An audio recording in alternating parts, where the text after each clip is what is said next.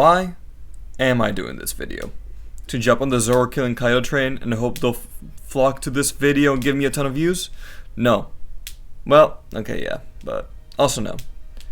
This video is first and foremost an explanation of Kaido's character, and then some speculation as to how this characterization will affect him in the story going forward. From our first impression of Kaido, it seemed like he was two things. First of all, he seemed to be solely preoccupied with strength and fighting, wishing to begin the greatest conflict the world had ever seen. Secondly, he seemed to be suicidal. He seemed to be trying to die, but he was just too strong to kill himself. Well, that last bit may still be true. In Wano, we have come to understand that Kaido doesn't simply want to die. He wants a memorable death to give meaning to his life, a death just like Kosuke Oden had achieved. He wants to create a legacy like Rogers or Whitebeard's, who he viewed as weak in a way for not doing whatever it took to get what they wanted. And that's his dream, to die a glorious death on his own terms. Now let's just put that to the back of our heads for now. As to the first observation we came to earlier about his obsession with strength and violence, we have also come to learn more about this through Wano. Kaido identifies first and foremost as a warrior. He, as the strongest, respects strength and acts like he adheres to a warrior's code. The best example of his code is when he respects Oden and tells him that he murdered the old hag who had pretended to be Momonosuke during the Oden vs Kaido fight.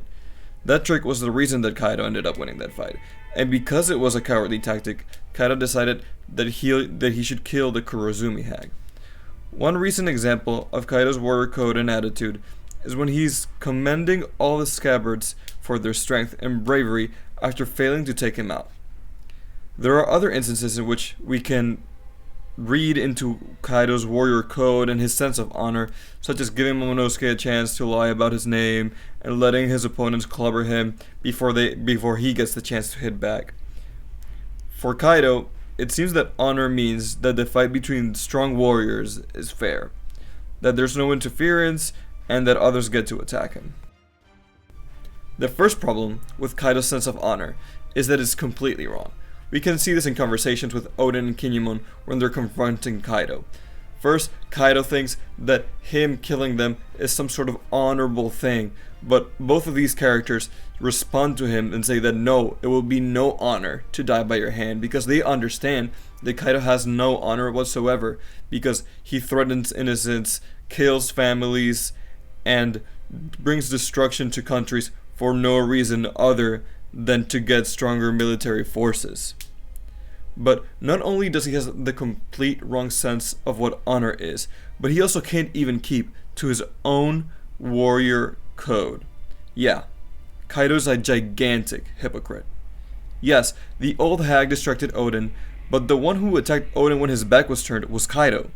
Kaido supposedly gave Oden and the scabbards the chance to live if they could spend an hour inside of the boiling pot, but when the time was over and everything concluded, he chased after the scabbards who had survived and changed Oden's execution to being shot. Well, yeah, that was Orochi, but Kaido just stood by and did nothing by it.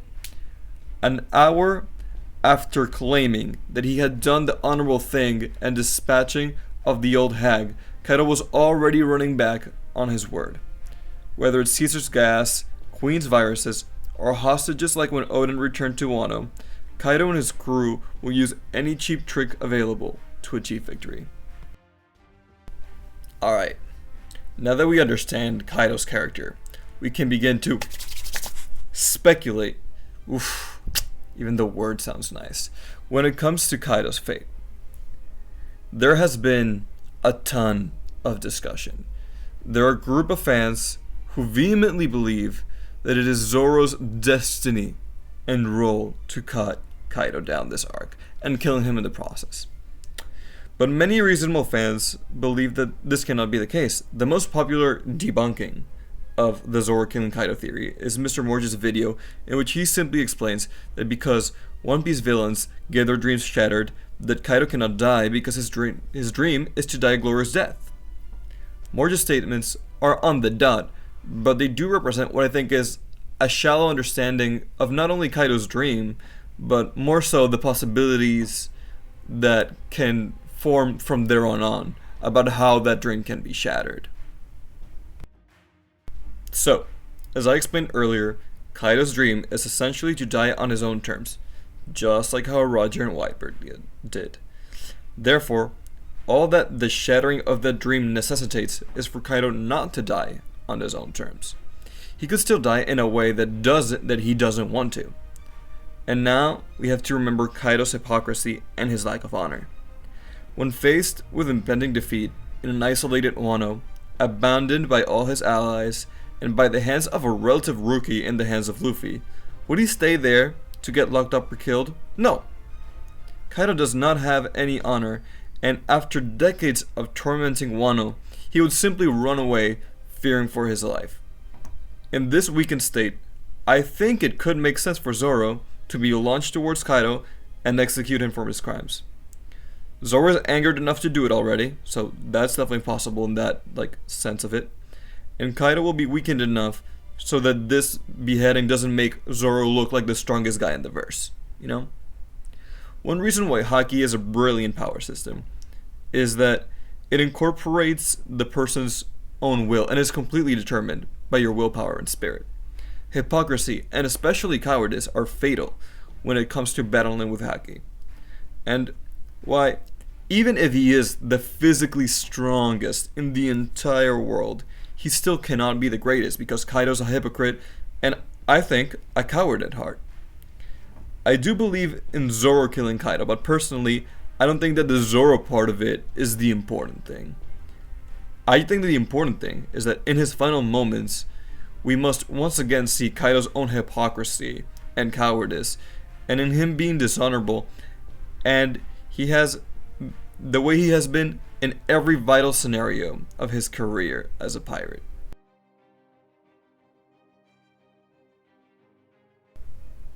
A good new piece of information is that although this kind of does enter the realm of speculation a little bit, is that Kaido likely also ran away in the God Valley incident, showing precedence for his cowardice to be shown again. But we still do need more information, and if anything, I think it's still a bit early to be able to make the perfect argument on this theory and this speculation. But because of what we know of Kaido's character, I think that this is probably the most likely way that things can go. I'd like to thank each and every one of you who watched the video in its entirety. Thank you so much. I'm looking forward to do more, and please subscribe, all that stuff, you know what it is.